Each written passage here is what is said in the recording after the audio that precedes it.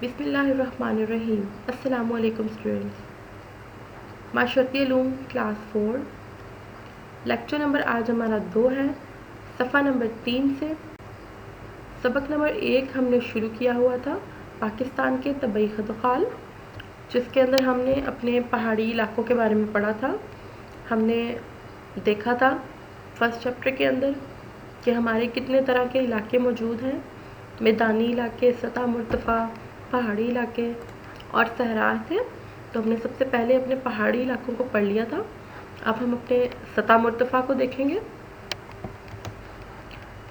پاکستان میں کتنے سطح مرتفع ہیں؟ پاکستان میں 2 سطح مرتفع ہیں، سطح مرتفع پوٹوہار اور سطح مرتفع بلوچستان۔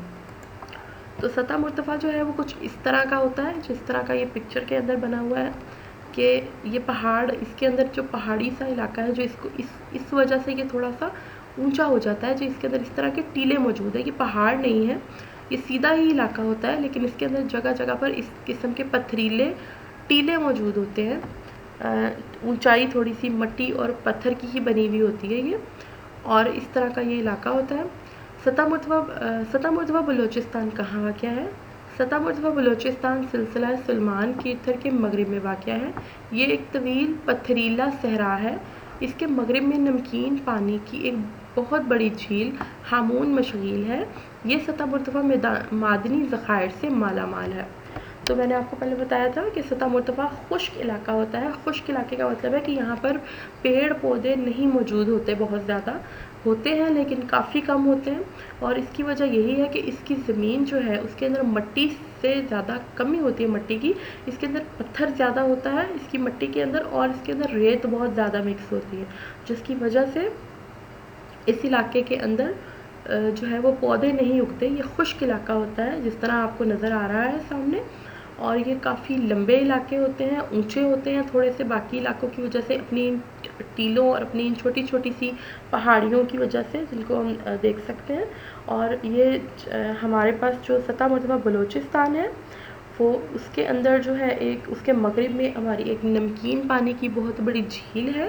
جھیل کہتے ہیں کہ جو پہاڑوں سے آنے والا پانی ہوتا ہے، وہ جب دوسرے علاقوں کے اندر داخل ہو جاتا ہے بعض دفعہ، یا کسی بھی علاقے میں، تو وہاں پر بہتا ہے، اور وہاں پر کھڑا بھی رہتا ہے، بہتا بھی ہے تھوڑا سا، اس جگہ کو جو ہے وہ ہم جھیل کہتے ہیں۔ تو ہامون مشغول اس جھیل کا نام ہے، جو کہ نمکین پانی کی جھیل ہے۔ اور سطح مرتفع بلوچستان کا جو علاقہ ہے، اس کے اندر معدنی ذخائر بہت زیادہ ہے۔ کھدائی کرنے پہ معدنی ذخائر بہت زیادہ ملتے ہیں۔ معدنی ذخائر سے کیا مراد ہے؟ معدنی ذخائر جیسے نمک، کوئلہ، اور یہ ہماری جو بھی اس طرح کی چیزیں ہوتی ہیں، سونا، چاندی، لوہا، جو بھی ہمارا زمین کے اندر کھود کر نکالا جاتی ہے جو چیز، وہ ساری کی ساری معدنیات کہلاتی ہیں۔ تو معدنی ذخائر کہتے ہیں ڈھیروں کو، یا ان کے بہت زیادہ بڑے بڑے پورشنز کو۔ تو اس چیز کو اس لیے کہا جاتا ہے کہ معدنی ذخائر سے مالا مال ہے، یعنی کہ بہت زیادہ معدنیات وہاں سے ملتی رہتی ہیں۔ سطح مرتفع پوٹوہار کہاں واقع ہے؟ سطح مرتفع پوٹوہار دریائے جہلم اور دریائے سندھ کے درمیان واقع ہے۔ یہاں نمک، کوئلہ اور معدنی تیل کے ذخائر موجود ہیں۔ تو سب سے پہلے اس کا علاقہ یہ ہے کہ دریائے جہلم اور دریائے سندھ کے درمیان میں ہے، اور یہاں پہ جو معدنیات پائی جاتی ہیں اس کے اندر کون کون سی چیزیں ہیں؟ نمک، کوئلہ اور تیل۔ اس کے بعد آگے دیکھتے ہیں معدنی علاقے سے کیا مراد ہے۔ زمین کا بہت وسیع اور خشک اور ہموار حصہ میدان کہلاتا ہے۔ پاکستان میں 5 دریاؤں کی لائی ہوئی مٹی سے بنا ہوا ایک وسیع میدان ہے، جسے دریائے سندھ کا میدان کہتے ہیں۔ یہ میدان زرعی پیداوار کے لیے مشہور ہے۔ گندم، چاول، گنا اور کپاس اس علاقے کی مشہور فصلیں ہیں۔ تو یہ آپ کو میدان نظر آ رہا ہے کہ دور دور تک جو ہے وہ بالکل سیدھا علاقہ ہے، نہ کوئی پہاڑ ہے، نہ کوئی چوٹی ہے، نہ کوئی ٹیلا ہے۔ تو اس طریقے سے اس علاقے کو ہم میدان کہتے ہیں۔ اور پاکستان میں جو میدان ہے، جیسے کہ آپ کو پتہ ہے کہ پنجاب کے بارے میں کہا جاتا ہے کہ یہ 5 دریاؤں کی سرزمین ہے، یعنی یہاں پر 5 قسم کے دریا بہتے ہیں۔ تو یہاں پر جب دریا بہتے ہیں تو اس کے اندر جب بہاؤ ہوتا ہے اور وہ آ کر سطح سے ٹکراتے ہیں تو وہ مٹی اور اپنے اندر جو موجود دوسرے علاقوں کی چیزیں ہوتی ہیں جہاں سے بھی دریا گزر کر آتے ہیں، وہ مٹی کسی بھی ایک جگہ پر جمع کرتے رہتے ہیں۔ اس کے علاوہ دریا جو ہے وہ اپنا رستہ بھی بدلتے رہتے ہیں، یعنی کہ فار ایگزامپل یہ بہت سپیڈ ان کی سلو ہوتی ہے، جیسے کہ اگر فار ایگزامپل آپ کے گھر کے پیچھے ایک دریا موجود ہے تو ہو سکتا ہے کہ 50 سال کے بعد یا 100 سال کے بعد وہ دریا اس جگہ پہ موجود نہ ہو، بلکہ وہ آپ کے گھر سے ایک شہر دور چلا گیا ہو۔ تو آہستہ آہستہ بہت سلو سپیڈ کے ساتھ پانی جو ہے وہ زمین کو تھوڑا تھوڑا کاٹتا رہتا ہے، اس کے اپنے اندر حل کرتا رہتا ہے سائڈز پہ کناروں کی مٹی کو، اور اس کا کنارہ جو ہے وہ تھوڑا تھوڑا دوسری طرف جاتا رہتا ہے۔ تو جب دریا کسی جگہ سے ہو کر اپنا رستہ بدل کر گزر جاتے ہیں تو اس کی مٹی اور جو اس کے اندر نیچے جو کچھ بھی اس کی مٹی ریت ہوتی ہے وہ ساری کی ساری نیچے اسی زمین میں رہ جاتی ہے۔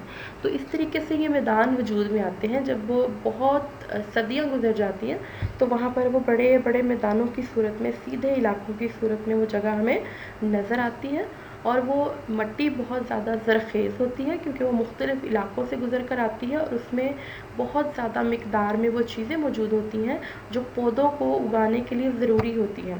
لہٰذا اس طرح کی زمین بہت زیادہ زرخیز ہوتی ہے، اور یہاں پر بہت اچھی قسم کی چیزیں پیداوار ان کی ہو سکتی ہے۔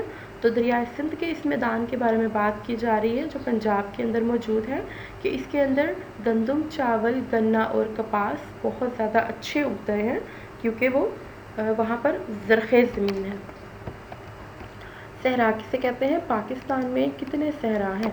ریت سے ڈھکے علاقے کو صحرا کہتے ہیں۔ یہاں پانی بہت کم یا بالکل نہیں پایا جاتا۔ یہاں کسی قسم کی کاشت ممکن نہیں۔ پاکستان میں دریائے سندھ کے مغرب میں بلوچستان کے خشک پہاڑی سلسلے ہیں کا خشک پہاڑی صحرا ہے۔ مشرق میں صحرائے تھر ہے۔ تھر پار کر صوبہ سندھ کے جنوب میں ہے۔ اب ہمارے پاس کتنے یہاں پہ صحرا ہو گئے؟ ہمارے پاس یہاں پر دیکھتے ہیں ہم کہ پانی نہیں ہوتا پہلی بات تو یہ صحرا کے اندر۔ پاکستان میں دریائے سندھ کے مغرب میں بلوچستان کے خشک پہاڑی صحرا ہیں، یعنی کہ دریائے سندھ کے مغرب والی سائڈ پہ بلوچستان کے ایریے کو لگتے ہیں وہ صحرا، وہاں پر خشک پہاڑی صحرا موجود ہے۔ مشرق میں صحرائے تھر ہے۔ تھر ایک صحرا کا نام ہے جو کہ مشرق میں پایا جاتا ہے۔ یہ جو نیچے آپ کے پاس لاسٹ میں پکچر بنی ہوئی ہے یہ والی، یہ ایک صحرا کی تصویر ہے۔